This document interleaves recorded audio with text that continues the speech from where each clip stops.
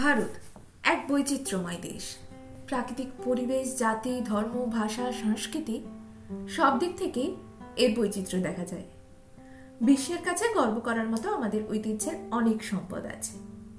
আমাদের বেদ, বেদান্ত, উপনিষদ, রামায়ণ, মহাভারত, শিল্প সংস্কৃতি সবই কবির তত্ত্ব ও সৌন্দর্যানুভূতির স্বাক্ষর রেখেছে। এরকমই কুম্ভ মেলারও এক প্রাচীন ঐতিহ্য আছে। ধর্মপ্রাণ হিন্দুদের তীর্থস্নানকে কেন্দ্র করে যে বৃহৎ ধর্মীয় সমাবেশ তৈরি হতে পারে তা যেন কুম্ভ মেলায় না গেলে কেউ ধারণাও করতে পারবেন না। এই কুম্ভ মেলা এশিয়া সহ গোটা বিশ্বের সমস্ত দেশের মানুষজনদের কাছে একটি আগ্রহের বিষয়। বিশ্বের বৃহত্তম শান্তিপূর্ণ সমাবেশ হিসেবেও এর রেকর্ড রয়েছে। সাধারণ কুম্ভ মেলা প্রতি 4 বছর অন্তর আয়োজিত হয়। প্রতি 6 বছর অন্তর হয় অর্ধকুম্ভ, আর প্রতি 12 বছর অন্তর পূর্ণকুম্ভের আয়োজন করা হয়। এবং 12টি পূর্ণকুম্ভ অর্থাৎ 144 বছর অন্তর গঙ্গা, যমুনা, সরস্বতী নদীর সঙ্গমস্থল প্রয়াগে আয়োজিত হয় মহাকুম্ভ। এই বছর 2025 সালের 13 জানুয়ারি থেকে 25 ফেব্রুয়ারি পর্যন্ত এলাহাবাদের প্রয়াগরাজে অনুষ্ঠিত হতে চলেছে মহাকুম্ভ মেলা। এই কুম্ভ মেলার মূল আকর্ষণই হলো পবিত্র স্নান। সেই প্রাচীনকাল থেকেই মানুষেরা মনে করে থাকেন এই সময়ের গঙ্গা স্নান সারা জীবনের পাপ মোচন করতে সক্ষম। এছাড়াও এই স্নান মোক্ষ লাভের জন্য অত্যন্ত গুরুত্বপূর্ণ বলে বিবেচিত হয়। অনুমান করা হচ্ছে এই বিশেষ কুম্ভ মেলায় এই বছর সারা বিশ্ব থেকে প্রায় 40 কোটি মানুষের সমাবেশ হবে প্রয়াগের গঙ্গার তীরে। কিন্তু আমাদের মনে প্রশ্ন জাগতেই পারে, কেন মহাকুম্ভের স্নান এত গুরুত্বপূর্ণ ভারতবাসীর জীবনকালে? কিভাবেই বা বোঝা যায় কোন বছর অর্ধকুম্ভ হবে বা মহাকুম্ভের যোগ সৃষ্টি হচ্ছে? আর এই মেলার কি এমন তাৎপর্য আছে যেখানে কোটি কোটি মানুষের সমাবেশ ঘটে? কেনই বা ভারতবর্ষের নানা প্রান্ত থেকে সাধু মহারাজেরা শুধুমাত্র একবার গঙ্গা স্নানের আশায় আখড়া জমান এই সমস্ত স্নানগুলিতে? এর পেছনে কি এমন ইতিহাস রয়েছে?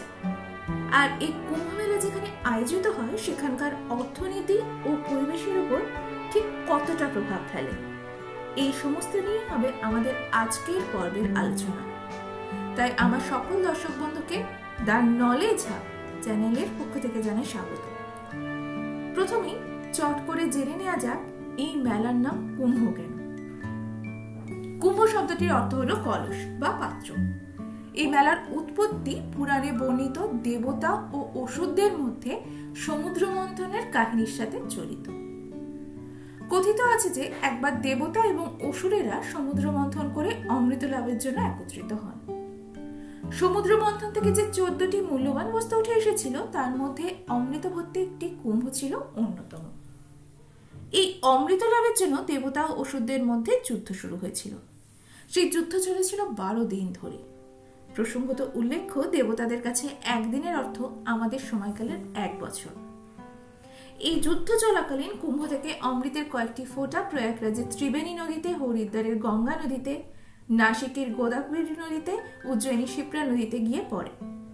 পৌরাণিক কাহিনী ও লোকবিশ্বাস অনুযায়ী সেই সময় থেকেই এই স্থানগুলিতে 12 বছর অন্তর কুম্ভ মেলার আয়োজন করা হয়, যেখানে ভক্তরা বিশ্বাস করেন যে সেই সময় এই নদীগুলিতে স্নান করলে তারা পাপ মুক্ত হতে পারবেন।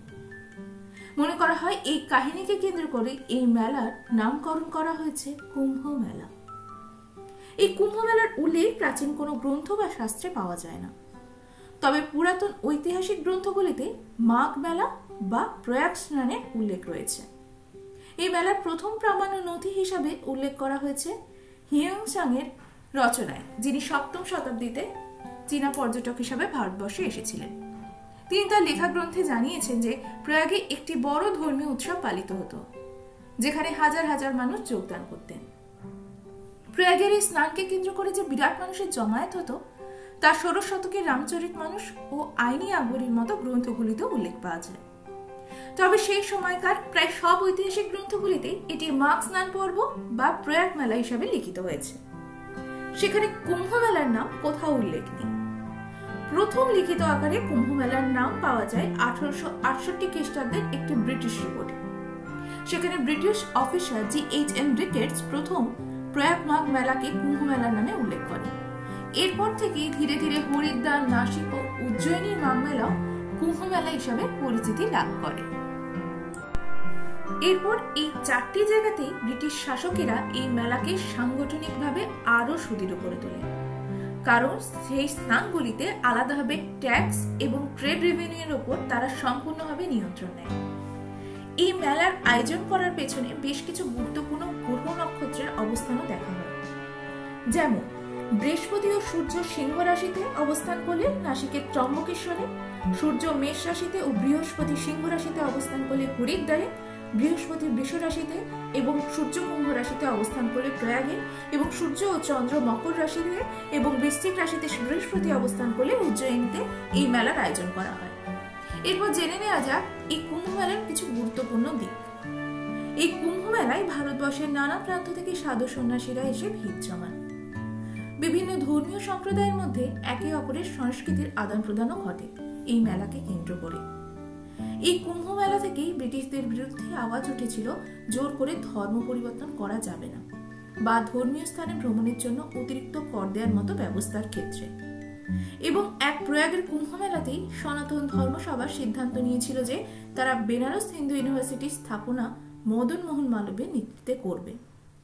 তবে এই কুম্ভ মেলার গুরুত্ব স্বাধীনতার পরে আরো ভালোভাবে বোঝা যায় এই মেলাকে কেন্দ্র করে অর্থনীতির উপর নজর দিলে। এই সময় লক্ষ লক্ষ মানুষের সমাগম স্থানীয় ব্যবসা বাণিজ্য, পর্যটন এবং সরকারি বিনিয়োগের মাধ্যমে এই মেলার অর্থনৈতিক গুরুত্বকে বহুগুণ বাড়িয়ে তোলে। হোটেল, লজ সহ স্থানীয় পরিবহন ব্যবস্থা যেমন ট্রেন, বাস, ট্যাক্সি পরিষেবার চাহিদা বাড়ে। ওই স্থানের মন্দিরগুলিতে উপচে পড়া পর্যটকদের ভিড়, আর এইগুলিকে কেন্দ্র করে ফুলের দোকানদার থেকে খাবারের দোকান, হস্তশিল্প, পোশাক, ধর্মীয় সামগ্রী বিক্রয় উল্লেখযোগ্যভাবে বৃদ্ধি পায়। শুধু তাই নয়, নানা ধরনের নির্মাণ কাজে যেমন অস্থায়ী প্যান্ডেল, শৌচাগার এবং রাস্তা নির্মাণে স্থানীয় শ্রমিকদের নিয়োগ করা হয়। সুরক্ষা, স্বাস্থ্যসেবা এবং পরিচ্ছন্নতা রক্ষার জন্য বহু কর্মসংস্থান সৃষ্টি হয়। তার সাথে গাইড, ট্যুর অপারেটর এবং পরিবহন চালকদের আয়ের সুযোগ বাড়ে। রাস্তা থেকে বিদ্যুৎ সংযোগের মতো অবকাঠামোগুলিরও উন্নয়ন ঘটে। এছাড়া এই কুম্ভ মেলার আন্তর্জাতিক পর্যায়ের পরিচিতির জন্য বিভিন্ন কর্পোরেট প্রতিষ্ঠানগুলি তাদের পণ্য ও পরিষেবা প্রচারের সুযোগ পায়। ব্রিটিশ পর্যটকদের আগমনের ফলে বৈদেশিক মুদ্রারও আমদানি ঘটে। এর আগে 2019 সালে যে অর্ধকুম্ভ হয়েছিল তাতে কেন্দ্রীয় সরকারের পক্ষ থেকে 4200 কোটি টাকা খরচ করা হয়েছিল। অনুমান করা হচ্ছে এই বছরের এই মহাকুম্ভতে 40 থেকে 45 কোটি তীর্থযাত্রী এখানে আসতে পারেন। তাই এই বছরের এই মহাকুম্ভের বাজেট প্রায় 5060 কোটি টাকা, যার মধ্যে কেন্দ্রীয় সরকার ইতিমধ্যেই 2100 কোটি টাকার অনুদান দিয়েছে। এর থেকে প্রায় 25,000 কোটি টাকার রেভিনিউ উঠে আসার সম্ভাবনা তৈরি হয়েছে। এই মেলার সুরক্ষার কথা মাথায় রেখে 30টি অস্থায়ী সেতু থেকে শুরু করে 23,000 সিসিটিভি ক্যামেরা লাগানো হয়েছে। তার সাথে drones, area surveillance, AI base surveillance, video and thermal imaging সিস্টেমের মতো উন্নত প্রযুক্তিরও সহায়তা নেওয়া হচ্ছে। কুম্ভ মেলার থেকে উত্তরপ্রদেশ সরকারের যতই ভালো পরিমাণে অর্থের আমদানি হোক না কেন, এর একটি ক্ষতিকারক দিকও রয়েছে, আর সেটি হলো প্রাকৃতিক পরিবেশের উপর ক্ষতিকারক প্রভাব বিস্তার। কোটি কোটি মানুষের সমাগমে নদীর ধারে আবর্জনা স্তূপ থেকে শুরু করে নদীর জলের দূষণের মাত্রাও বাড়তে পারে। উত্তরপ্রদেশ সরকার এই সমস্ত বাহ্যিক দিকের উপর কি কি পদক্ষেপ নিতে চলেছে তাই এখন দেখার বিষয়। 2025 সালে প্রয়াগরাজ কুম্ভ মেলা ধর্মীয়, সাংস্কৃতিক এবং সামাজিক দিক থেকে অত্যন্ত গুরুত্বপূর্ণ।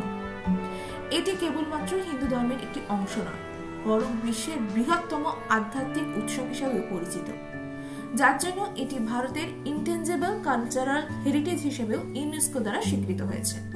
এই ধরনের তথ্য যদি আপনাদের ভালো লেগে থাকে তাহলে অবশ্যই ভিডিওটিতে একটি লাইক দেবেন ও শেয়ার করবেন এবং চ্যানেলটিকে সাবস্ক্রাইব করে আমাদের পাশে থাকবেন। ধন্যবাদ।